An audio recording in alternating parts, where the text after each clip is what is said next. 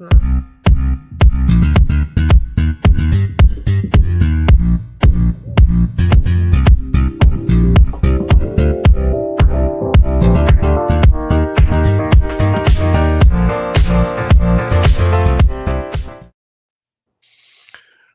everybody. This is episode 107 of AltadenaTalks, and this is obviously our special time with Toni Talks. I am Jamal Smith. We have Brian, who's on assignment right now, so we won't be joining us. But of course, we have Toni Bailey Rains, and our most special guest today, LA County Assessor Jeff Prang, on the line on the show with us today. So, Jeff, thank you so much for coming on. Super excited that you're here today. pop off so you guys can talk. Thanks, Jamal. And I know a lot of people want to hear from you. So I'm thankful that you agreed to come on the show. Absolutely. We've got a lot of important information that people need to know, and sometimes it's kind of difficult to navigate the property assessment process. So I'm happy to be here to untangle that and answer some of these more nuanced questions that people are sure to have. Thank you so much. Well, let's get started. We'll kick off first. We're about 2 minutes late, and for whatever reason this morning, my computer decided to act crazy. Everyone was on the line, and I came on and had no mic and no video. And we always ask people to log in about 10 minutes early so we can, do our audio and video checks. And mine decided to go haywire today. So, but I'm here now, and I'm glad. And so what we're going to do is talk about all of the stuff that we need to help people in our community when it comes to the assessments. We put a link out and asked people if they wouldn't mind, giving us questions for you, but we literally had no questions come in. So I have a couple questions and other stuff that I know is very important that you want to convey to the community. We'll talk about all of that today. Okay, so what we're going to kick it off with is I want to know, as someone who, my sister lost their homes, right, up in Altadena, although this applies to really the entire county and any disaster. But the most recent ones, obviously, are the fires, the Eaton fire for Altadena, some of Pasadena and Sierra Madre, and Palisades, right? So when it comes to people filling out that calamity form, and I'm probably not even saying the correct name. I know you will correct it. Misfortune and calamity. Misfortune and calamity. Thank you.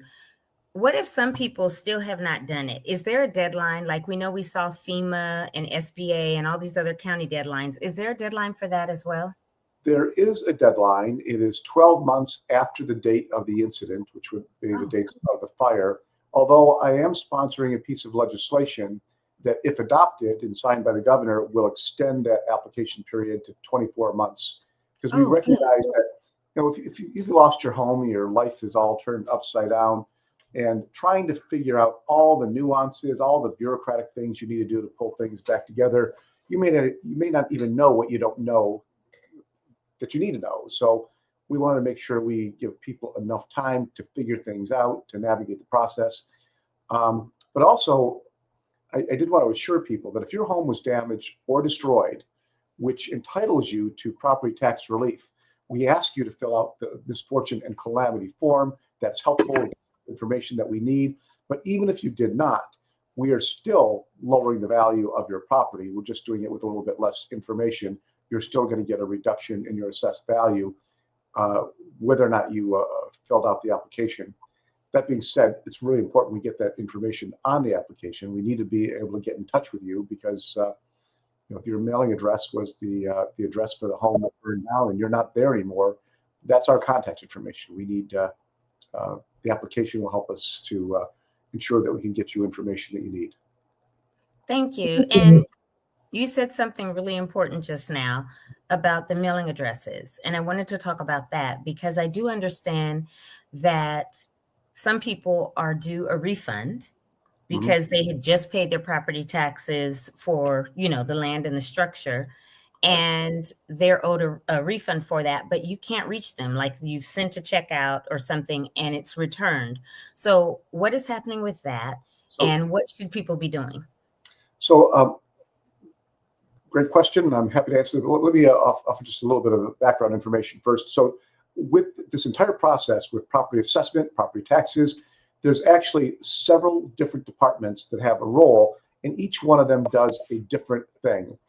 Okay. Joke that the system was designed for maximum public confusion. So there's a whole bunch of different departments doing different things, and nobody really quite understands it. So what happens when I'm in charge of property valuation. So if your property is damaged or destroyed due to the fire, it's my job to change the value of your property to reflect that damage. If your home was destroyed, we're going to zero out the value for the home. Once we do that, we sent out, you should have received something called a notice of assessment change, indicating that your property value is being reduced to reflect that damage. Following that, the auditor controller, which is a different department, they're the fiscal officer for the county, then issue a refund check for the taxes that you already paid. And then following that, you're going to get a recalculated tax bill from the treasurer tax collector's office to make the adjustment in your property taxes due to the fire. So there are about 17,000 properties that we sent a notice of assessment change to back in April and May. Following that, the auditor controller sent out property tax refunds. The challenge is about 40% of the damaged properties that the owners did not fill out a claim form. We proactively applied the reduction without getting a form, which means that the only address that we have on file is the last address you gave us, which is probably the site address, which means those refunds are coming back to us. You need to update your mailing address if you have not already. If you filled out a claim form, we probably asked you for the best address, and we are able to get you information promptly.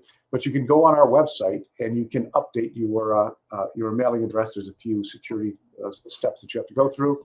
But if you anticipate moving more than once during this transition period, you can update that mailing address as often as necessary. But if you don't update it, we're going to have a very difficult time getting information to you, in particular, these refund checks. And I know this is really important because people may need that money right now, given all the crisis that they've been going through. Right. That's super important. You know what? Let me check something.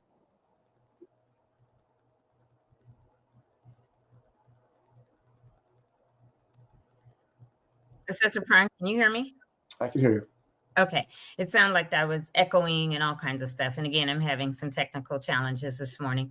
So what happens then, because I just learned from someone in a conversation yesterday afternoon that they found out that there were two or three elderly ladies in Altadena that literally haven't done anything. FEMA, forms, they are not tech savvy. They don't have computers, laptops, or anything. And obviously, you said it's a 12-month period and hopefully will be extended to 24 if the governor signs the legislation that you've put forth. But if somebody just doesn't know, right? And you said they can go onto the site, but if they're not tech savvy and don't have anyone to help them, they're elderly, don't have kids or family, is there somewhere else that they should go or can go, and what would they do?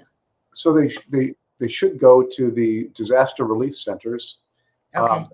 In those locations, all the relevant departments, including FEMA, are there, and you can take care of everything in person with representatives of each of those departments.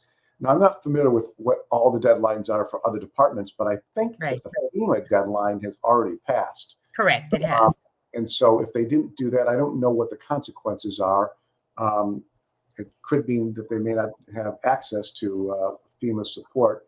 But one place they can go to kind of as a one-stop place to get your questions answered is to your local representative, County Supervisor Catherine Barger. Her staff are probably really well trained to get you in touch with the right department that you need to help take care of your needs.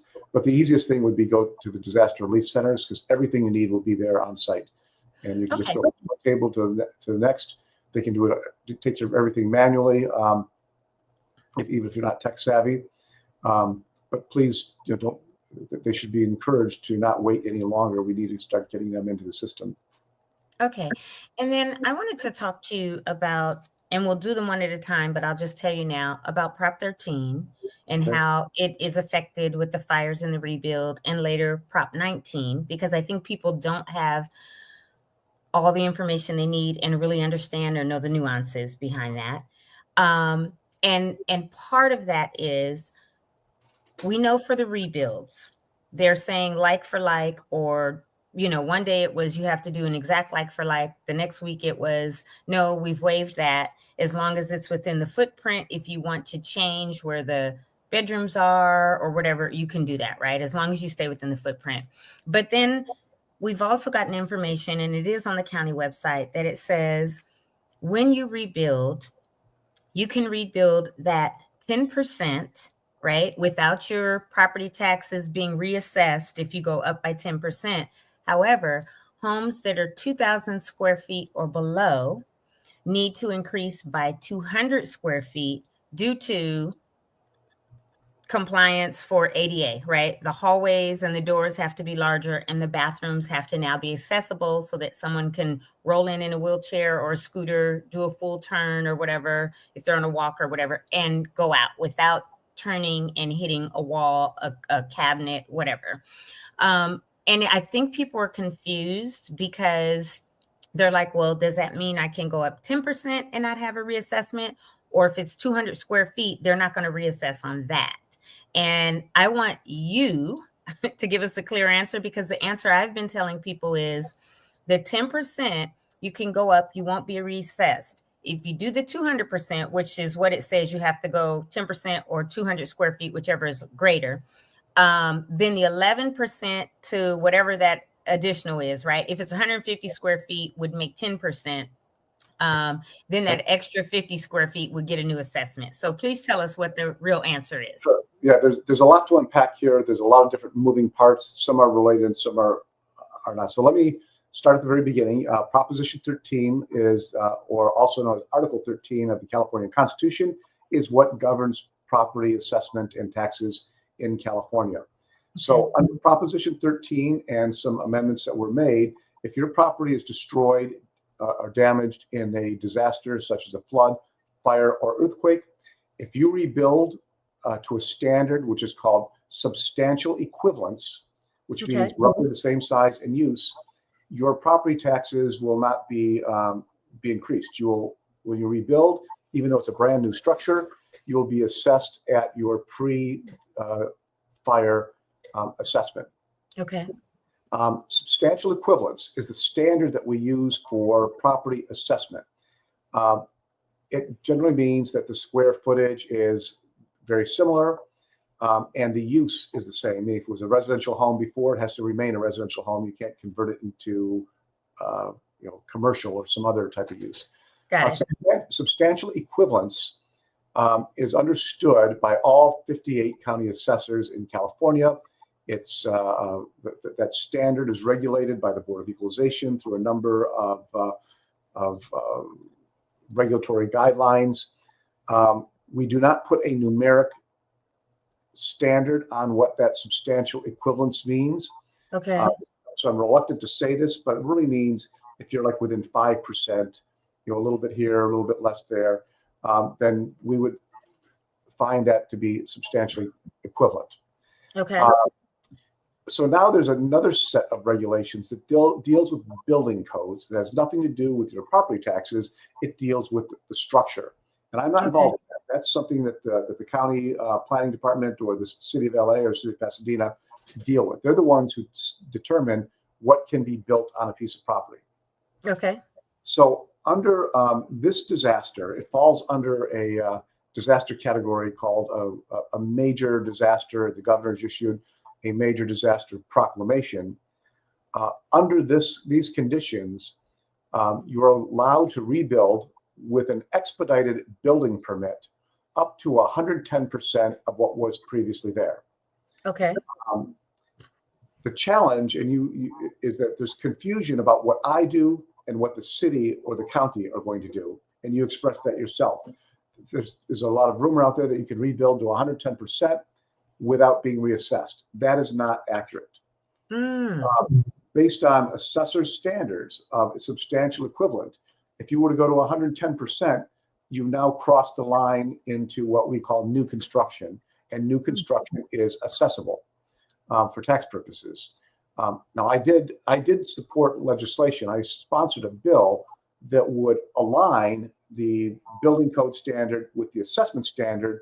Unfortunately, the state assembly killed that bill, which means if you build 10% extra, you'll end up getting a supplemental tax bill and an increase in your taxes. I will tell you, I'm pretty angry about that because I thought aligning those two standards would really help fire victims. And I do know that not to any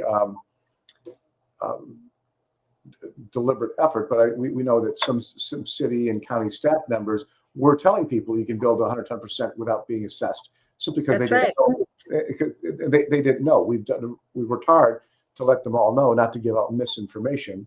But we know that. Well, I've said it here maybe 100 times because I've gone to the one-stop center. I've called the assessor's office myself and was told, yes, you do 100, you do the 10%, you won't be reassessed because it's within that. Anything they told me, literally 11% and above, you will get a supplemental bill for that, but the 10% you won't. And your property taxes would remain the same.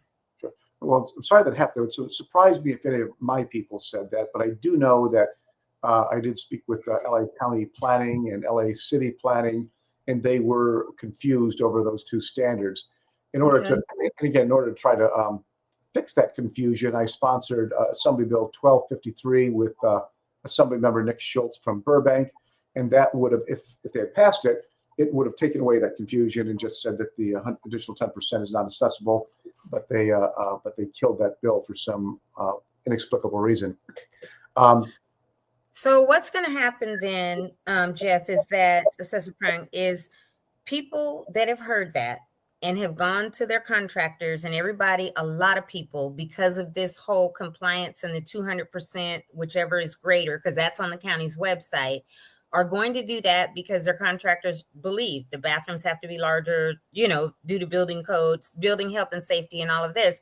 And people are going to go that. So now, if their house was 1,500 square feet and their assessment was at that before, and they go to 1,700 because they have to, that's what they're being told, they're going to get assessed for 200 square feet as a supplemental bill, and their other will, for the 1,500, will be just what that is?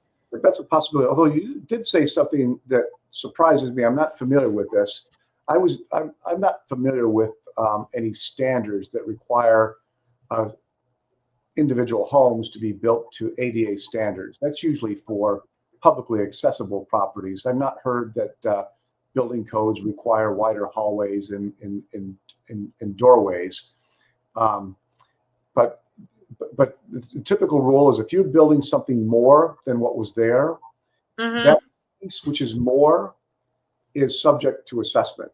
So if you had let's say you had 1,000 square foot house and you build a 1,500 square foot house, your like for like value on a 1,000 square foot house, your tax base would be restored. For that additional 500 square feet, you would be assessed as new construction at current market value, and you would have a new blended tax rate. I can't assure you that my staff and I are still exploring other means of aligning that 110% standard with our assessment standard. I do not want to issue an assessment increase to the victims of this fire if I don't have to. The legislature could have made it really easy.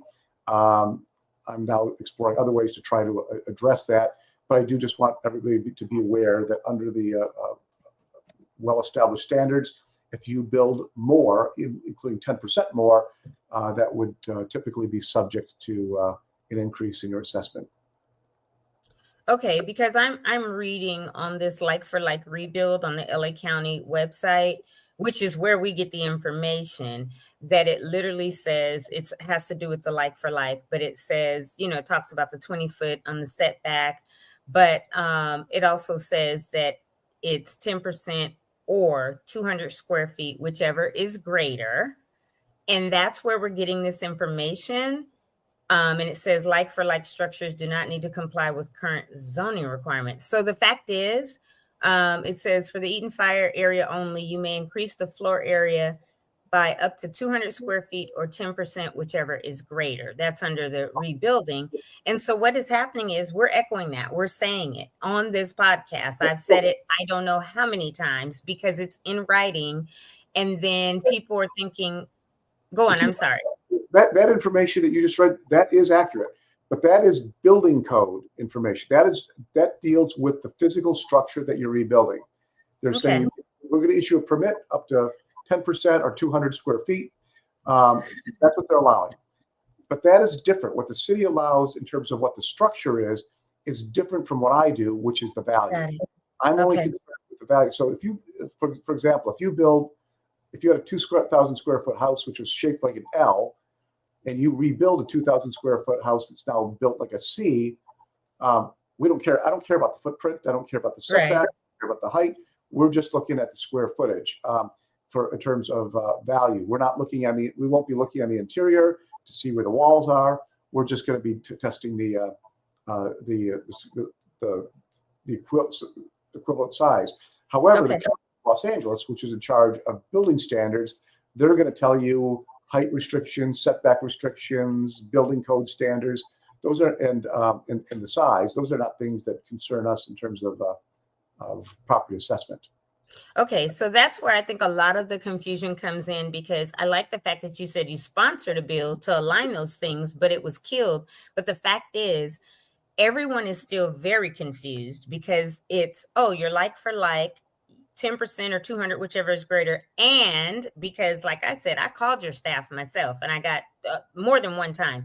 And every time I got a different answer. And then someone finally told me the assessor of the day, and I'd have to look back because this is a couple months ago, but I'm sure I wrote it down, told me that is true, 10% or 200%, and anything at 11% or greater is where the assessment will be, not at 10%. So even within calling your assessor's office, we've gotten, and lots of people that I've talked to have gotten those answers, and it's confusion. So now some people are going to that 10% or 200 square feet and thinking, okay, the first 10%, I'll be okay, 11 and above. So it might be 50 square foot. I'll get reassessed on that, but not that 10%. So I don't know what you as a county assessor will do, but you're looking at Palisades, I know is different than Altadena, and this says Eaton Fire only. So the Altadena residents that are going to rebuild have had the confusion and aren't sure. And some are going to go up 200 square feet thinking the first 10% on their assessment will not be targeted or reassessed, and that 11% and above will. So I don't know how you will remedy that maybe in the future, or try to put another bill in, or say for the Eaton Fire only, since there was this confusion, we're going to align with it internally ourselves and go on and do that. So I'm hoping something comes out of it, right? Well, absolutely. And I know how confusing this is for members of the public. I will say that even for government, this has been a little bit of a challenge, because the size and the scale and the extent of these fires have really pushed the envelope on the things that we do. We've never dealt with a disaster of this scale. So there's a lot of provisions in the law that we've never actually, that we've not used in years. So staff, we're trying to figure things out. So it's, if we gave bad information, I apologize. We're trying to figure things out to get good information to people as possible. However, I am, as I've stressed, very concerned about this difference in the building code allowance of up to 110% and the assessment standard, which is why I sponsored legislation. I knew just from what I was hearing, the fact that this information was being spread, that this was going to be a problem for people. And we were either going to fix it now, or we're going to deal with a lot of angry and frustrated people down the road, which is why I sponsored the legislation. And Now, even though you sponsored it and it was killed, because that would be statewide and all, I believe you said 58 counties, it would apply to all 58. Is there anything or any exception that you, Assessor Jeff Prang, for the LA County area, could do an exemption, even if the law doesn't happen, and say for my county, for again, the Eaton fire only, because the confusion was there, we are going to make that exception and do that? Is that something, and I'm not putting you on the spot, I'm just saying, think about it, find out if there are ways or codes or something that would allow you to do that. And if there are, is that something you would consider? It's absolutely something I'm considering. It's something we are actively studying as we speak. One of the challenges that I have, even though I'm an elected official, I'm not a policymaker. I am an administrator. So my job is to administer the laws that somebody else passes. Okay. And my ability to interpret those is relatively limited. So we are right now looking to see what type of interpretations we can make of the law that would allow me to align that building standard with the assessment standard. I understand the narrative. I understand the frustration that people experience if we can't do that, which is why I'm working so hard to try to find a solution. Okay, thank you. I appreciate the work that you all are doing and you explaining that, because I probably feel like I'm a little more confused now than I was, but I do have some clarity, because I'm telling you, I have said that probably 100 times. You can do this or this because this is what we're reading, but not knowing that there's no alignment, right? And so it's one of the things that's hard for people, would be difficult for people, but I wanted to emphasize is that there's a lot of different government agencies at the local, county, state, and federal level, and each one of them has different standards that and how they apply. The two big ones dealing with the rebuilding is there's a tax standard and there's a building code standard, and a lot of people blend those together. But what we do for assessment is different from what they do with building codes. Building codes are concerned about old codes versus new codes, right. complete or partial demolition. That's not the standard that we do under assessment, but we frequently, and not just in disaster cases, but all the time, hear that confusion from people. So yeah, thank you, because again, we're on episode 107, and I've probably said it 100 times. I've probably said it on episodes. I've said it in meetings just yesterday. And so now I'm corrected, and I appreciate that, because now I can tell people, look, they're two totally separate things. This 10% or 200 square feet, yes, you can do, but that's for building codes and permits, but that is not going to affect or reflect what the assessment will be later. And it's going to be a work in progress, right? Because one thing we do know, like you said, none of us expected this. None of us have ever experienced it. So guess what happens? Now things are being done as we go. And we see that every week with changes. And so this is something that's huge. And like you said, deal with it now or deal with a lot of angry people later. And the fact that you as the administrator over it for LA County knows that you have to re-sponsor that bill or get people out there, or the angry people may have to come to their senators or whoever and say, look, this needs to happen. And then if it does and people have rebuilt, will it be retroactive to this fire, right? I certainly would encourage your viewers. The bill was Assembly Bill 1253. I certainly encourage you to contact your state legislator, your assembly member, your senator, and ask them what the heck happened, and can you get that bill back into play? Okay, yeah, I will. We're gonna make sure that we amplify that ongoing, because again, I don't know if it was written in your bill, but if not, and it comes back up, we need to make sure it's retro, because if it takes a year or something like that, and somebody does it. The bill would have applied to the people impacted by this fire. Okay, good. So regardless of when. It would have been, even though it would have been statewide, it would have only applied to disasters that fall into the category of this one, a major disaster as proclaimed by the governor. Okay, that's fine. Thank you. And then I just have a question, and I'm trying to be mindful of time. We have not quite a half an hour left, but this is really important, because I don't know if you're aware, and you might be, that it is said that Altadena's population, 57% is over the age of 60. And Right. we know that there are a lot of homes that have been passed down, generational homes, right? From 2 or 3 generations back. What happens in this case if there is a grandmother or a parent that has decided, you know what, I'm, 98 years old. I don't know that I will be here by the time I can get this house rebuilt, right? Depending on finding a contractor, getting a permit, going through all the hurdles, the insurance, everything. And if they feel that way and decide, I'm not going to sell the land because originally it was, I want to pass this down. I still want to pass this down, but I'm going to give you the land, right?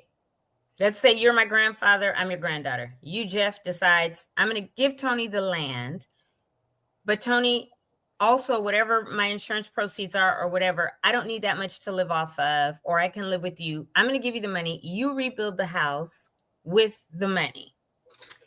When I talked to Lawrence a couple of weeks ago, he said, let me stop you in that statement, because if someone does that, then they would fall out of Prop 13, the current property taxes that the grandmother has, which might be $1,200 a year. When that house is rebuilt, it will be reassessed and it will be at current market value, which, let's say the house is $2 million. They go from $1,200 a year in property taxes to $20,000.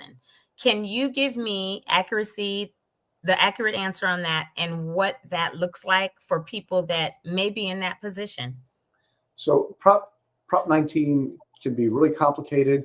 Actually, I have on the call with us Robert Izazaki from my staff, who's actually an ownership and Prop 19 expert. He might be able to help. But the Prop 19 does 2 things. One is it allows you, let's say you are that grandmother whose home burned, and you decide that I don't have the time to go through all this. I'm just going to leave. I'm going to sell the lot, and I'm going to buy another home. You can take your tax base, and when you purchase a new home, you can purchase anywhere in California. You can buy a home of any size, and you can transfer your tax base to that new home. So if your home is worth $1 million and you find another $1 million house in Ventura County, let's say, but you bought the property for $100,000 40 years ago, you can take your tax base that's based on that $100,000 to your new home. So your taxes will be the same as they were in the home that you burned down. It won't be reassessed as new construction. The other part of Prop 19 allows for what we call intergenerational transfers. Mom and dad can transfer their property to their kids without reassessment up to $1 million. Okay. When you start getting a little bit more complicated, let's say you want to transfer your tax base to your new home, but you want to keep the land that burned and give that to your kids, that gets a little bit more complicated. And I'm thinking maybe this would be a good time to ask Robert to come in to help us navigate some of those nuances. Thank you. Hi, Robert. I brought you in. So I understand what Assessor Prang said about if they move, but if they move and don't buy a new home, right? They just decide we'll be renters, right? We're not. I'm 98. I probably have 5-10 years left of my life or whatever, and nobody knows, right? It could be 2 years, but they say I don't want to go through that process because I'm hearing it's going to be well over $1 million to rebuild. I'm hearing that it's going to be 3 to 5 years, 2 at a minimum. So I'm going to live over here where I'm renting. I'm going to give you the land and the cash that I have from the insurance, or not, but I'm going to give you the land. You can get a loan to build a house, but you build a house on it. So if they give the land to the grandchildren or children or whatever, then what happens with that tax base? Yeah, sure. And I think the answer that you said that my colleague Lawrence gave you a couple of weeks ago, it sounds right on point. But I think what I can do is kind of expand and explain it step by step. So the rebuilding benefits that Assessor Prang was talking about earlier, if you rebuild like for like, you can keep your tax base, your pre-fire tax base. That applies only to the person who owned the property when it was destroyed. And that's what I see you nodding there. So say mom and dad, they own the property, they're elderly, the house burns down, they don't want to have to handle it anymore, but they want to pass it down to their kids. So they deed the land to their child. Since the child wasn't the owner at the time that the property was damaged or destroyed, they don't, at least under current state law, enjoy the benefit of that rebuilding benefit. So when they rebuild, like Lauren said, we will determine the fair market value of the newly constructed home, and that will inform the new tax base for the property. So it goes from a rebuild to new build as new construction. And then what if it was, and thank you for that answer, but I'm going to put one more little caveat in it. What if it's in a trust? And so it's not going, the deed's not going from the parent to the child because it's in the trust. And the trust, the kids are in it and they decide to rebuild it. How does that work out? Yeah, so you bring up an interesting point here with trusts. So trusts themselves are not an entity or something that can actually own property. It's the way I like to describe it is it's best viewed as a lens through which property ownership can be viewed. So say you have mom and dad, they own a piece of property, they have a revocable living trust drafted so for estate planning purposes. They transfer title to the property into the trust. While they're alive, they're still viewed as the owners of the property, not the trust. When they pass away, whoever's named as the beneficiaries, in many cases it's going to be the children, they become the new owners of the property. So say the property, a fire affected property is held in a trust.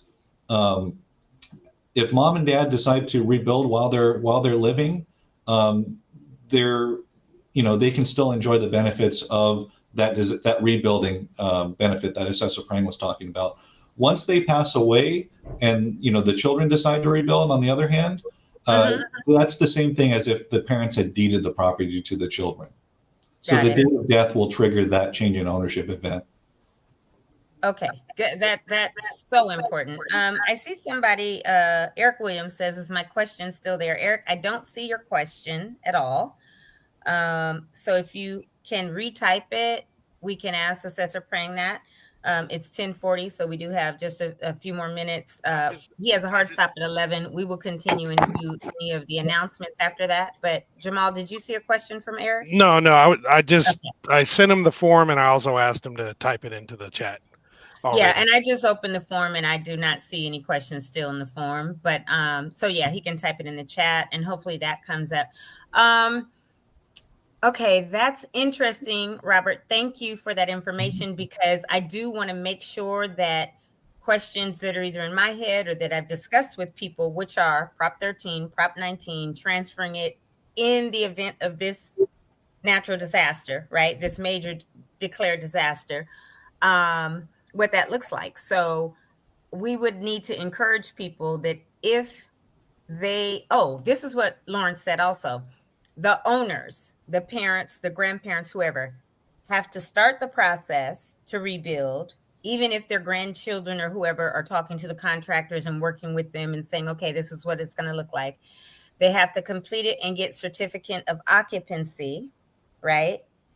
Even if they choose not to live there and at that point give it to the kids or whatever. But they have to start it and they have to finish it through getting the certificate of occupancy in order to keep that tax base at what it is from before. Is that correct?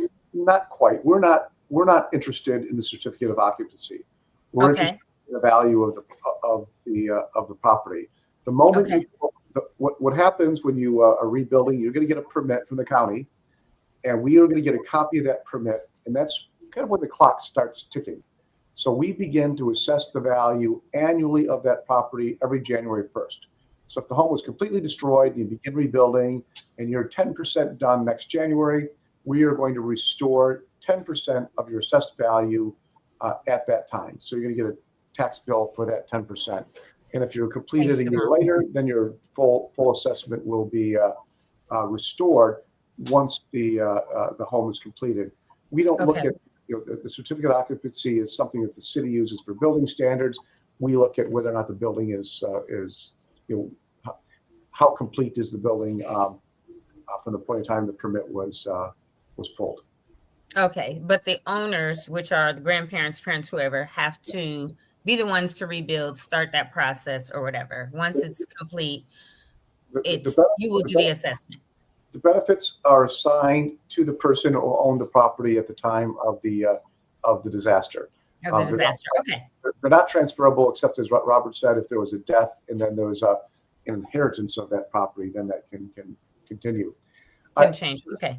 There is an adjacent subject to this that I wanted to reference, and maybe one of your other questions. But one of the issues that is a particular concern to us in Altadena deals with the ownership of property. Yes. One of the things we've discovered is that there's a lot of people who own property, and they have kind of what I might call a communal or a generational sense of it. So maybe it was grandma and grandpa's property, then mom and dad inherited it, and then years ago mom and dad passed, and you're there and you're still paying the taxes, but you never came to the county to update the deed. Correct. So what we discovered during this process is people came in to apply for property tax relief, and we looked at the application and the names on the application and the names in our records, and they don't match. Yes. And they would say, well, that was mom and dad's property. I've lived there my whole life. I've been paying taxes and taking care of everything. But if your name is not on the deed, it's not your house. It doesn't matter how long you've lived there. So there is a process where you can correct that. You can provide us the information we need to effect that transfer from parent to child. The current law says you have to do that within 6 months after we discover that there is an ownership discrepancy. Okay. Failure to do so could subject you up to 8 years in back taxes. Whoa. So this is another big concern to me. So I'm sponsoring another piece of legislation with Senator Sasha Perez. It's Senate Bill 293, and this will extend that period of time for you to fix that ownership issues. Okay. So let's say mom and dad passed away in 2005. You've been living there for the last 20 years, paying the taxes in your mom and dad's name. You apply for relief. We discover you're not the owner. You will be given an opportunity to document that you are indeed the child of your parents, and we can apply the property tax relief that you're entitled to retroactively. But you need to do that quickly. 6 months. You'll have 3 years, but you don't want to have that continue any longer than that absolutely necessary.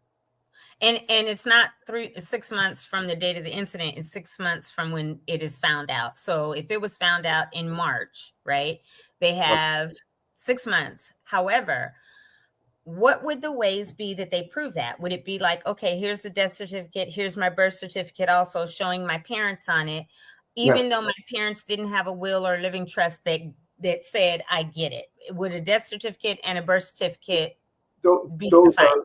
Those are two important tools that would help us to identify the relationship and whether or not you qualify. Robert, are there other things that they might need?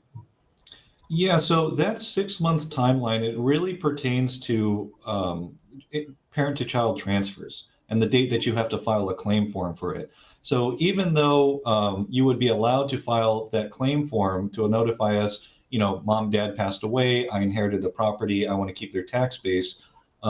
There may be, like the assessor said, tangential things that need to be done outside of our office. So if mom and dad own the property in their names, there was no will or trust or things like that, they may have to go through the probate process, which we know takes a long time. Yeah. So what this 6 months allows you to do is, we know that you may not know who the exact owner is going to be based on the probate. But if you file your claim form, your Proposition 58 or Proposition 19 parent to child exclusion claim form, within that 6 month period, that'll allow us to say, the new property owners or the people who received the property, they made every best effort to file it within the deadline, even though they didn't know what the ultimate outcome was going to be. And so when probate has concluded and it says, these particular individuals are the owners of the property after mom and dad passed away, you can submit an updated claim form, and we'll use the original claim form's date as the date of submission. Okay. And so that's kind of the significance excellent. of that 6 month period. Yeah, that's excellent information. Thank you. There is a question that I do want to get to since it's here. I don't want to ignore, from Eric Williams, that says, can you address ADUs and how they will be assessed, or if it's a garage converted, or if it's added on. So I don't know if that's a two-part question or whatever, but the first part of it is, can you address ADUs and how they will be assessed? So Sure. So ADUs, building an ADU when you rebuild your property is outside that 110% envelope that's being offered for permits. So if you build an ADU, that is going to be assessed as new construction. It'll be assessed at current market value. okay. And so let's say your assessed value of your home, you have $1 million house that's assessed at $300,000 because you've lived there a long time. You rebuild it, we restore that $300,000 assessed value to your new $1 million home. But then you add a $250,000 ADU. So that's going to be assessed at full market value. So your new assessed value will be the $300,000 for that home, the $250,000 for the ADU. Your new assessed value will be $550,000 for your property. We use an assessment methodology. It's a cost-based methodology. It's based on the quality and types of materials that you build. We use regional standards for determining what that cost is, although we do look at your actual cost as part of that equation. Although it may not be a one-for-one match to what you paid and what we determine what the market value is, because the standard for assessment is market value, not actual cost. But we use it's a cost-based methodology, if that makes sense. So, and I just have a question. Obviously, $250,000 home, I don't know, $3,000, $2,000 a year, whatever it is. What is, because I think this is a little confusing for people too. With the Prop 13 part on it, is it then that every year when there's a new assessment, it can't go more than, I believe it's 2%? 2% is maximum. 2%, okay. And then when they get that bill, because now I've built my house and I built an ADU or 2 ADUs. I have grown kids that I want out of my house, so I built them ADUs, right? And let's say I have 2 maximum 500 square foot ADUs or whatever, and I get assessed for the market value for each of those. When I get my assessment bill, like you said, even if it was 1, it'd be $550. If it was 2, it'd be $7 or whatever. Then I will get one portion, or we'll say one portion that has my $1 million home that's assessed at $300,000 because that's what my tax base was before it burned. And then I will have a supplemental bill or part of that bill, and it will have another line item. I'm not sure, and I'll have you correct us, that will say for your 2 new market value ADUs at $250,000 each, so $500,000. Here is the tax bill for those, and now this is your full tax bill. Is that how that works? No.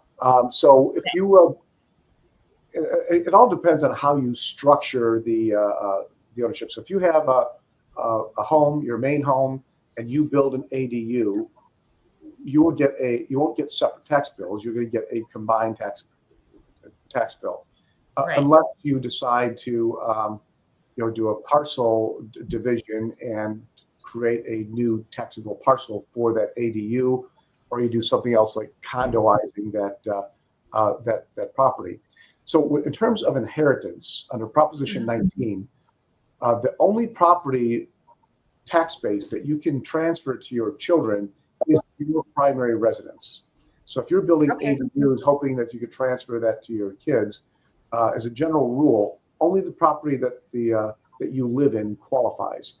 But there's a lot of, but the question you asked includes a lot of nuances, and I'm going to call on Robert to help us get through those nuance components. Sure. Yeah, sure. Toni, could you repeat the question or rephrase it again? Yeah.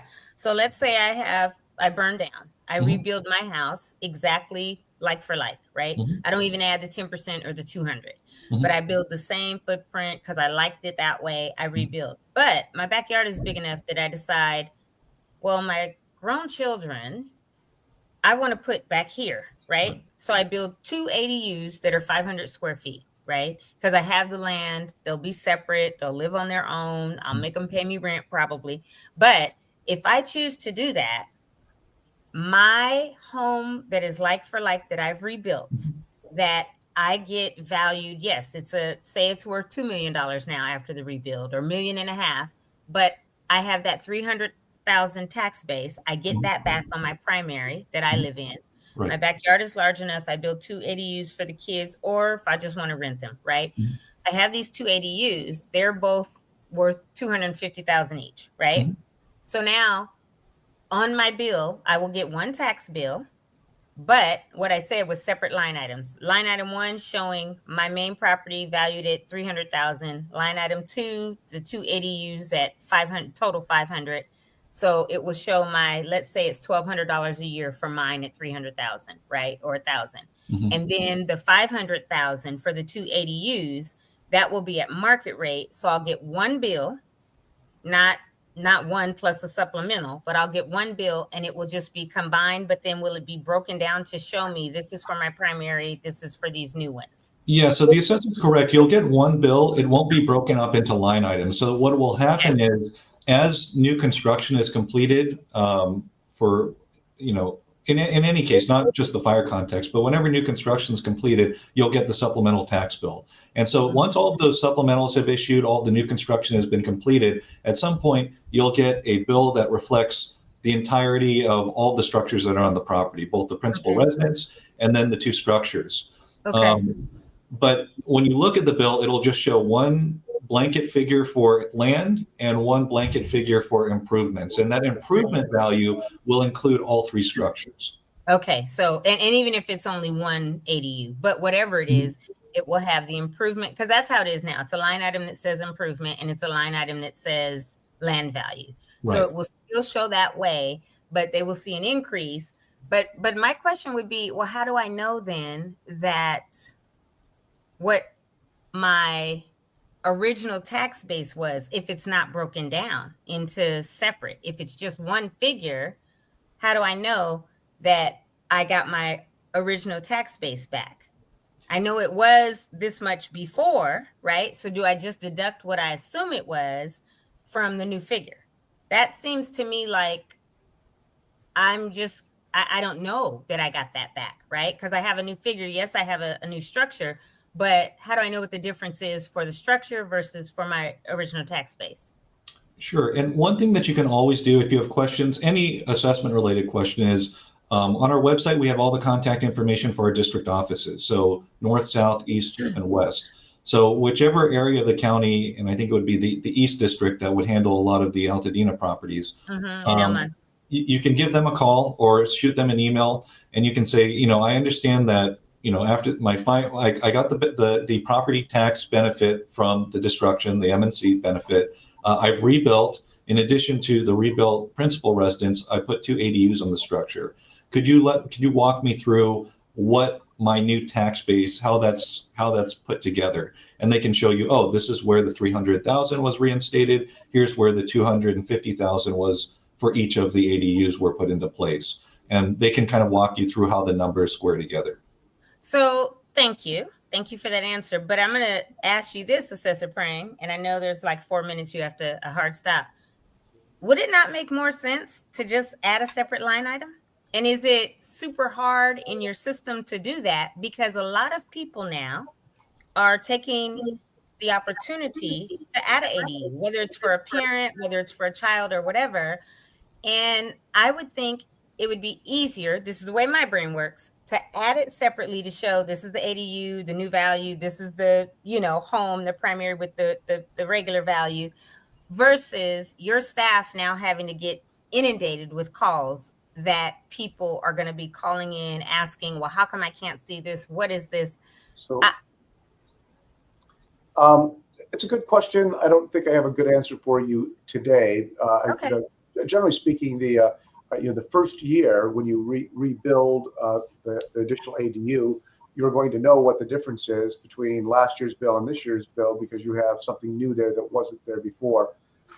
For our purposes, nobody's going to have a bill until they rebuild, so they won't necessarily know. So that's what they'd have to go back. They will continue getting bills. Okay. Even if the property was burned down, you're still going to get a bill for your land value. Your land, right? The land is still there, and will show 0 $0 for the improvement, which is the building. But once you've rebuilt it, it will be restored. For the purpose of our assessment is for tax purposes, and so we're really concerned with the totality of the property as opposed to its constituent parts. We do break it down between land and improvements. Correct. The law requires us to do that, and the other thing is that the bill doesn't come from us. The bill comes from the Treasurer Tax Collector's Office. But you raise an interesting question, and I will kick that around with my staff to see if there's some merit and feasibility to provide a little bit more of a breakdown, at least when that initial change is made. I think that it would really be helpful, not just for Altadena, but you're talking us and Palisades. There's what, 14,000 or something, or, whatever it is, whatever the total is, because I know that that's not all houses. That includes cars and commercial structures. But when it comes to, I think the 6,200 in Altadena, however many Pasadena, Sierra Madre, and Palisades, that's still LA County. If you can take that into consideration, talk to the staff and say, look, on that initial one, somehow can we code it in so that it shows them, right? And then after that, they may know. I think that would be very beneficial to the communities because you will have less confusion. We're already dealing with a lot of confusion and unknown. And if that can help people at all and your staff not to have to constantly get calls about that, it might be something worth looking into for sure. Good point. I appreciate you raising that. Thank you. Yeah, thank you. We are at time for you. So I really, really appreciate you coming on, Assessor Prang and Robert, so that you all could answer some of the questions that we have and give clarity. You gave me a lot of clarity, and I know now going forward, I will make sure I say this 10% or 200 square feet, whichever is greater, has nothing to do with the assessed value. That is building code for, and I don't want to keep saying ADA compliant. It is health and safety, right? Is what it is. Although I do know I've talked to people and they're saying this is what it's about.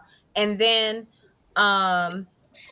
yours is strictly taxes. You as the assessor, as the elected official to be the administrator over that, have to work within certain parameters and the law that the state has for all 58 counties, and you simply administer what that is. But you will look into maybe making a change on the bill or seeing how that can be done and kick that around and ask for when people do rebuild. And then if people have other questions, they can definitely contact their area.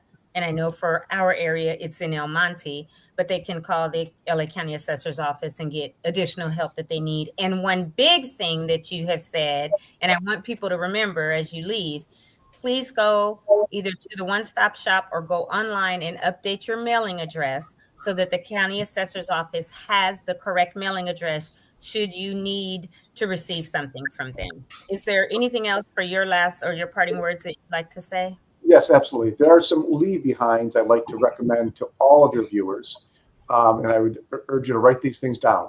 One, if you own a home and that's your primary home, even if it's been demolished, fill out the homeowner's exemption. The homeowner's exemption will save you a little bit of money on your property taxes every year. About 40% of homeowners don't apply for this exemption because they don't know about it. It'll save you like $70 a year on your taxes in perpetuity. So do that. Okay. Two, this is something you need to have access to a computer, but sign up for the homeowner alert. The homeowner alert is a program we put together with the Registrar Recorder and the Department of Business and Consumer Affairs to fight title fraud. This is particularly important for people who are very vulnerable right now in the Altadena area. What happens is somebody will record a deed on your property, then they'll go get a loan, and then you'll discover this, and suddenly you're stuck with a loan on you'll fix your deed, you're stuck with a loan. You can register your email address with your property on our website, and anytime something is recorded on your property, such as a grant deed, a deed of trust, you will receive an email notification within 48 hours. Okay. And if that's something you intended to happen, it's fine. If it's not, you need to talk to authorities. If you don't do this, the first notification that you're going to get that something's been recorded on your property is a letter from the Registrar Recorder, usually 30 to 45 days after it's occurred. And That's huge. these title fraud scammers, within 30 to They'll 45 be days, gone. they can really rip you off. Oh, wow. Assessor Prang, about that email that comes out, does it have instructions on what to do if this was something that you didn't do yourself? Yes, it gives you a phone number for the Department of Business and Consumer Affairs, and they can plug you in with proper authorities and get the ball rolling to correct it. Excellent. Okay. Thank you. And the last And thing then- is, if you own property, you can register your own profile online, and this will allow you to update your mailing address, to file for the homeowner's exemption, and do a lot of other things that you used to have to do by mail or in our office. So I encourage you to sign up for what's called Assessor E-Services, another free program that just makes it much easier to deal with our office and get the things. What was it? Assessor what services? E as in electronic. E. Okay. E-services. Okay. I'm just writing it all down because we'll create a document and post and talk about this over the, upcoming weeks and everything. So I want to make sure I have that. And then I also have Assembly Bill 1253 is the one that you sponsored to align the property taxes with the increase, the 110%, 200 square feet, whatever. And then I have the ownership Assembly Bill, or not the Senate bill, I believe, 293, which is with Sasha Perez, to extend the 6 months to 3 years. Okay. To fix your ownership records. Okay. Anything else, Robert, that you want to leave with us? No, I think the assessor covered it all. All right. Well, thank you, Robert, for coming on and helping to give additional information that the assessor deferred to you to get a little bit more granular on. Thank you, Assessor Prang, for coming on today with us and spending an hour with us, giving us this very, very important information, the clarity that we need so that we can move forward, the information on Prop 13 and Prop 19. I look forward to, if need be, having you back on. But if not, I have Lawrence and Candy's information and I will email back and forth. And I have yours now, Robert. So if there's any questions, we can get the answers for our audience. And I really appreciate both of you being here today. Yeah, it's very powerful. Thank you so much. We're going to continue. Somebody said, I think we'll need a part 2 of the assessor, of Assessor Prang. Thanks for the clarification to both of you. And so, yeah, if we do, I'll get in touch with Candy again. And this time, even though we did it before and asked for questions, it will be mandatory that they ask questions so we can have them for you and you can have the data and have it ready. Even though it's good to ask on the fly and there weren't a lot of those, we still want to have a good conversation and give you the necessary information so that you are fully aware of what needs to be answered and can be ready to answer whatever questions. So thank you very much. We know you've got to go. Have a wonderful day. We will continue, everyone, with the announcements for the week, and then we will be dropping off shortly as well. But thank you, Assessor Prang. Have a great afternoon. Thank you very much. Bye-bye. Wow, Woo! very good. Very good. Very good. A lot of Very clarification and Man. more confusion, to be completely honest. Yes. I'm a little confused, but that whole 10%, 200 square feet, we have been saying it over and over. We've gone to the website, we've showed it, but to know now that it is totally separate from the taxes and it has to only do with building and the permits, like that's kind of mind blowing because they have been linked together forever. And everybody, Eric Williams is on here and he called the assessor of the day 2 or 3 or 4 times and got that same answer that I was getting. Yeah. Because I was getting that same, no, you can do the 110%. The 10% you're not going to be reassessed on. It'll be part of your build. And then 11% and be above will be. And so now for Assessor Prang to say, no, they don't have anything to do with each other. Even if you go 10% over, we're going to reassess that, or that 200 square feet. And I think that that's huge as people are beginning to talk to contractors and they have to figure out, do they want that additional square footage, right? Even though the county says they have to have it because of the health and safety, which is the wider hallways, the doorways, the bathrooms, all of that. So it makes sense to me that Assembly Bill 1253, we talked to Herabedian and Perez and Judy Chu. Well, Judy Chu, no, that's Congress. But our state reps, and say, look, we need this bill, because also if it goes retroactive or to this fire, then we need it.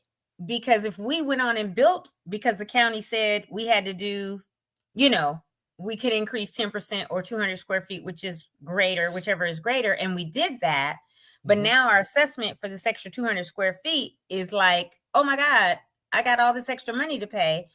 That something really needs to happen with that. I mean, it's going to take us really lobbying our state reps who are, Herbedian and Perez, because otherwise people are gonna get a bill later and be like, what in the heck? I didn't think that this was that. Yeah, before we started, I was asking the Assessor Prang, what are some of the most common, questions and concerns that are being brought to you, during this situation? And so he kind of addressed it when he was talking about how there's going to be a tax bill based on half the year because everything is provided in arrears when you're assessed, but then there'll ultimately be a refund, and then later on there might be another tax bill. So there's going to be a lot of confusions, and the fact that there's 3 separate departments that are kind of involved in that, and again he alluded to that, It's gonna be a it mess. just makes it's a bureauccy at its finest, right? Absolutely, and And it's gonna be a mess. unfortunately, before this is fixed, all Yeah. of Altadena will have been rebuilt. Right. Unfortunately, Yeah, and then if it's fixed. and you're gonna have people that are like, wait a minute, because okay, where we went for our meeting yesterday in Burbank? Mm-hmm. Brian and I afterwards went to their kind of like The a lot lot party, unveiling. right? Yeah. In Altadena. And I was talking to Jonathan there, or maybe he said it before we left, but that he had built some units in Long Beach, and it's going on year 3. And he still hasn't gotten a new tax bill with the assessment for the new unit. Right. And I was so, actually going to ask the assessor yeah, about that. you were there at that time. And the fact that he said they're so far behind. So if that's on just normal construction that he built 2 years ago and he hasn't gotten a new assessment, and then we got 6,200 homes in Altadena and commercial stuff and Palisades and That was my Cimarron, question Pasadena. yesterday. Yeah, what happens then? And it's cool because I got all of their information, Jamal, and we'll put it out there so people can email them. But it might be a good one for Robert since he knows so much about it, right? But what happens? When are you getting people these tax bills? And then are you going to give them a tax bill that's 3, 4, 5 years old and expect them to be hit with 5 years of in arrears tax payment and expect them to pay for it? Like, right. That's if the you question. do not have the staff now, and we know there's budget cuts and might not be the staff, what are they going to do for that? Are they going to give like some grace and say, hey, we just couldn't do the assessment yet, so from right now when we issue you the assessment, not from when you rebuilt? Or are they going to say, we'll let you pay it a little at a time instead of that twice a year? We'll break it up over something. That is going to be a nightmare if they hit people with tax bills that are a couple years, 2, 3 years past due because they are behind. Yeah. So yes, maybe we get more questions. Maybe people saw this today and decide they have some other questions and bring him back on and get those questions ahead of time, send them over to the office on that same form that we have. And also, if we could put that link up, if there's anybody viewing that still has additional questions or something else came to your mind and you didn't want to type it, you can still go here and put those questions in, because the county assessor's office, Candy, who coordinated all of this, has full access to the spreadsheet that the questions will be on. So if this conversation with him triggered you to having some additional questions, feel free to ask. And we will get them over, and then we'll come back with their answer here. Or we'll say, okay, we'll bring them back on in a few weeks or something. And now these questions, Assessor Prang, we need answers to, right? Right. So I think that, this was kind of like a tip of the iceberg. Indeed. Today. Indeed. And we'll have to have him back on. And if he's not available, somebody like Robert or even Lawrence, because they really, really know it. And sometimes when Lawrence deals specifically with policy, and he is a deputy assessor, and then Robert, who is more in the PIO space, but knows a lot of it. I think even if we have a couple of them come on together, if the assessor cannot, and he says, yeah, you guys answer the questions. If that's what you guys want, please let us know. If there are other questions you need answered, ask it. Please let us know. And we're going to get the right people to you or bring them on to you. Absolutely. Because Lawrence was the one that I spoke to, Lawrence and Candy Correct. at that. Lawrence and Candy are the ones. Yeah, I forgot that name. But yeah, and I'm sure there are more questions. I mean, we didn't get to Edub's actual question about whether it's an add-on to a garage versus a completely separate we did. structure. I didn't hear the specific thing about a garage. Well, a garage is the same as almost the same as an ADU. If you were converting it, it's now an additional dwelling unit because somebody is living there. I got you. I'm sure he wanted to hear from Prang, Assessor Prang or Robert. So we'll ask that specifically to them and see what their specific response is. Well, I think what we can do, Eric, is put it in where those questions are. And if Jamal already sent you that link, whatever questions you have, that were partially answered or didn't get answered, please, anybody, go to that link, put the questions in. Candy has access to it, and so does Robert, who was on here. And they work for the assessor. They will get the answers that we can then either bring them back on or have those answers and read them off verbatim from the county assessor's office. And we'll post them on the website too. Yeah, please utilize the link. Please still ask your questions and see what questions you still need answered. Wow. Yeah, just realize that, remember guys, this is a years long journey we're on. So it's not just we have folks on one time, they're going to answer all our questions, everything's cool. We know that there's a lot of confusion and stuff is going to come up later. So let's keep this as an ongoing conversation. We'll definitely bring folks on and have those questions answered, just as Toni has mentioned. And we need you to engage because I know we don't have millions of people that watch this, but we hope that you watch this, you share this with other folks, and definitely engage with us. Like I said, if there's people or questions that you'd like to have us either answer or have on the show, let us know. If you have needs. What this started out as is us providing what we envision is needed by everybody, and we're not going to be able to cover everything. So if there's certain things you might want that we haven't covered, or you want somebody back, let us know, because it's a two-way conversation, and we're here for everybody in Altadena. So we want to help. And it's great that you engage and ask live, but when we have people that are coming on like this, and like we had Colonel Avichal on last week, we had one question. I'm trying to get Judy Chu on. I'm trying to get Catherine Barger on. I'm trying to get Sasha Perez on, Senator Perez and Senator Herbedian. When we put links like this, we really need you all to go there with questions that you have for them, even if it's because you've talked to somebody in the community or you're upset or you're like, how come this isn't happening?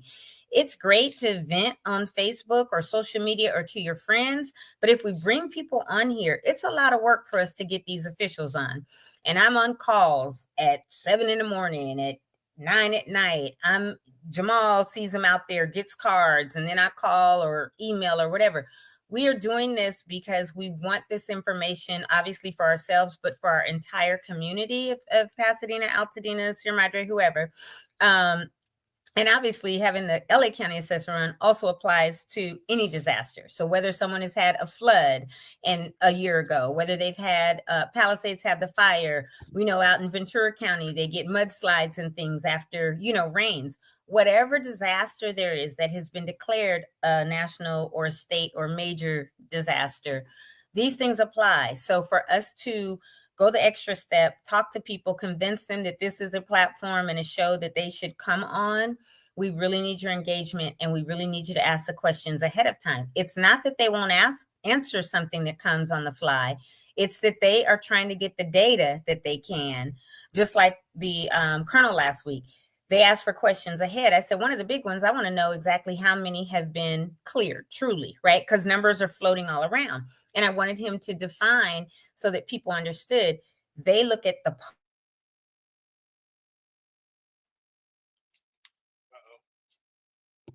Looks like we lost Toni for a second. She'll probably be joining us again. In the interim, let me give her a few minutes before so. But again, to her point, when we do have these officials on, it's really cool if they can actually know what questions you guys want, because some of them may actually require a deeper dive. May not be able to just fly off the top of the head with the response, and it may be a little bit more intricate. So they may want to do a little research to make sure not only they provide the correct answer, but the full answer, because some of the questions you may have may be a bit more complex and not just as simple as you may think. So utilize those forms when we actually have them, um, because it'll be very useful. Yes, of course, you can still ask questions on the fly, but it would be a lot more effective. I truly believe what we truly believe at Altadena Talks, to actually have several questions for the folks to know in advance what's happening, and to provide some real full answers, because there may be some additional resources that they might be able to pull and share with us, maybe a flyer or an event or something pertaining to a particular question you might have, that they might not have accessible if it's a question on the fly. So hopefully that makes sense. In the interim, looks like Teeny, why am I saying this? Toni is having a challenge coming back on. So what I'm going to do is I'm going to do the slides right now. I have to do it in a slightly different format because our, tech issues as usual. So let's just jump into it. I'm going to do this, as I always say. I'm going to take this off, take this, and let's see if we can get this going.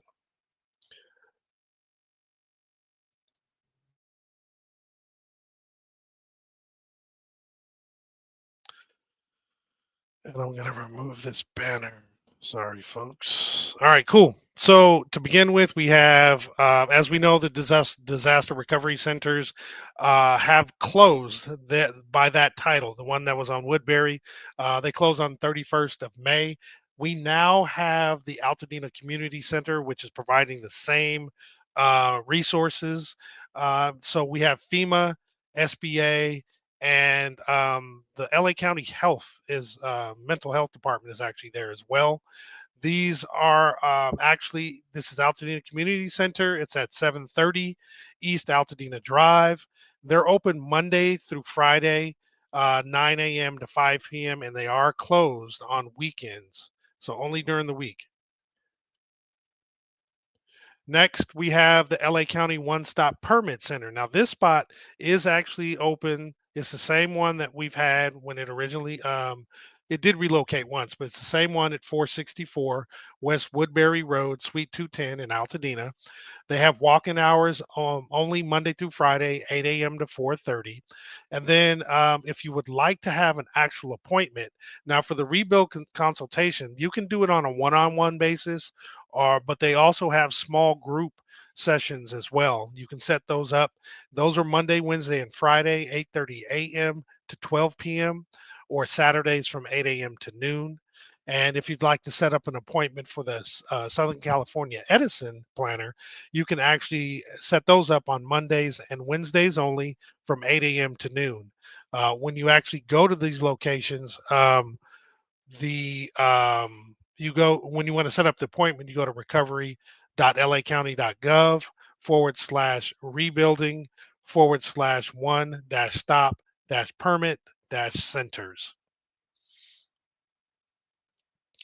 Next, we have the June 30th deadline for those who didn't do anything regarding the right of entry, or those who actually opted out of having the Army Corps of Engineers do the removal of their debris on their home. So the 30th is the deadline for you to completely remove the debris from your home. Otherwise, it might possibly be declared a public nuisance. And if so, the county may take it upon themselves to remove the debris and then pass the cost on to the property owner. And if this is the case, and for some reason you don't make the payment and pay it, they are actually able to possibly put a lien on your property to get the money back. So just make sure you're not in this situation and take care of your business. The Mortgage Fund is a state program that provides much needed relief for mortgage payments for displaced families whose homes were destroyed or left uninhabitable by California disasters. Now, for eligibility, you would be eligible if your primary residence was destroyed or is uninhabitable due to a qualified disaster from the 1st of January of 2023 to the 8th of January of 2025. You would also need to meet the program income limits. You must have a mortgage or reverse mortgage, and you must own a single family home, a condo, or permanently affixed manufactured home, which might include up to 4 units. Now, if you do qualify and are selected, the fund's going to pay 3 months of mortgage payments for you, up to a max of 20 grand. The funds will never have to be repaid, and it's free to apply. The grants will be paid directly to your mortgage servicer, so you won't touch it. And the applications are beginning today, June 12th. And the funds are limited, and once submitted, applications will be reviewed in the order that they're received. So if you want to apply, you would apply at calassistmortgagefund.org, and you would click apply now to get started. Now, there's a couple of events that are actually set up to help you through this process. The first one is the fire recovery support with neighborhood housing service. Now, this is actually going to be it's today and it's tomorrow, and it's going to be at the Altadena Public Library. Doesn't show a time. I'm not sure why it doesn't show a time, but I guess during the public library's normal operating hours. So that's at 600 East Mariposa Street in Altadena. There's going to be financial counselors on site at the library and to conduct in-person appointments for wildfire survivors who need application assistance. And this again is for the Cal Assist Mortgage Fund that I just read before. This is today and tomorrow. And then also Saturday, there is an event at Loma Alta Park, also to help people in filling out the applications and asking some questions. So you can register. This is put on by Kathy Barger, and you can register at Mortgage Relief 0614.eventbrite.com. It's a free event, but when you go there, you still have to register to get a ticket. They, just need to be accountable of, find out how many people are coming. This again is Saturday, the 14th from 10 a.m. to 1 p.m. at Loma Alta Park, 3330 North Lincoln Avenue in Altadena. All right. So I know we passed Wednesday, but there is free medical and mental health clinic. This is Mondays and Wednesdays. So perhaps if you need this, you could set something up for this coming up Monday. They're available from 12 to 5 p.m. And this is at Eaton Health Village, located at Pasadena Seventh Day Adventist at 1280 East Washington Boulevard in Pasadena. They'll take walk-ins, or you can set up an appointment. If you do want to set up an appointment, you would contact 951-595-7032, and they handle medical consultations, medication refills, mental health services, and case management primarily. And then secondarily, on a monthly basis, they have vision and dental help. Amplify Juneteenth community conversational and oral history documentary screening is going to be provided Friday, June 13th from 6 a.m. from 6 p.m. to 8 p.m. at Victory Bible Church. This is located at 1497 North Hill Avenue in Pasadena. There's going to be remarks by Mrs. Tina Williams on faith, resilience, and housing injustice. Amplify screening. Then a panel discussion with impacted residents, and then a call to action from Dr. Gilbert Walton, the Center for Restorative Services or Restorative Justice. There will also be complimentary food and drinks provided. This Saturday, the 14th, is the last installment of the Loma Alta Park Spring Concert Series. This is going to feature the Dwight Carroll Quartet. This concert is going to be from 12 p.m. to 4 p.m. It's free admission, and the address to Loma Alta Park is 3330 North Lincoln Avenue in Altadena. Should you have any questions about this event, you can reach out at 626 398 5451. And then again, Saturday, the grand reopening of Fair Oaks Burger. This is happening from 9 a.m. to 12 p.m. We're very excited for them to reopen for normal business. Parks and Recreation and Juicy Little Finds are bringing games. The Altadena Library Van will be in attendance. Pasadena Humane Society, Hand in Paw, and the Love of Animals are holding adoptions for dogs displaced in the fires. There's going to be free ice cream and sliders by Fair Oaks Burger, as well as fresh produce provided by Food for Health. There's also going to be artwork done by Noah Hayton, and he's a local member of Altadena and Pasadena.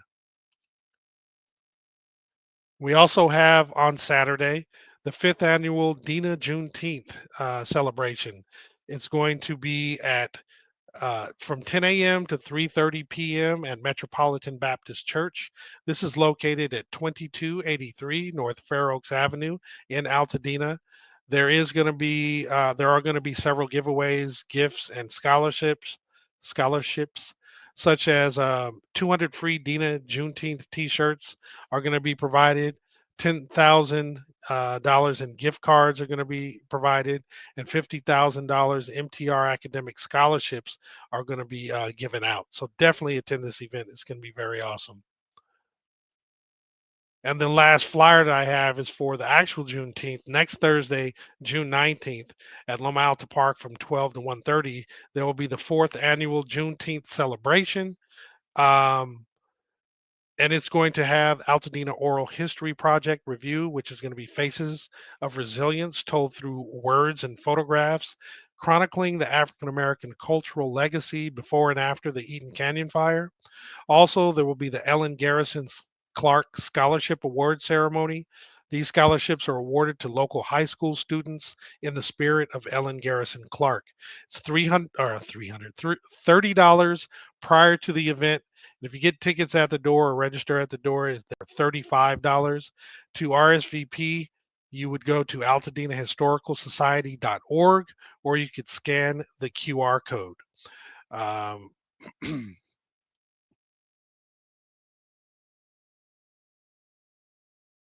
Myself, that helps. Hopefully you guys heard me. If you didn't, then I did all that for not. But hopefully you guys heard me when I did the announcements. I didn't see any sort of notification that you didn't. But we will do them again tomorrow should there have been an issue. Today was a great episode. Toni wasn't able to come back on. I'm sure she had another appointment or meeting.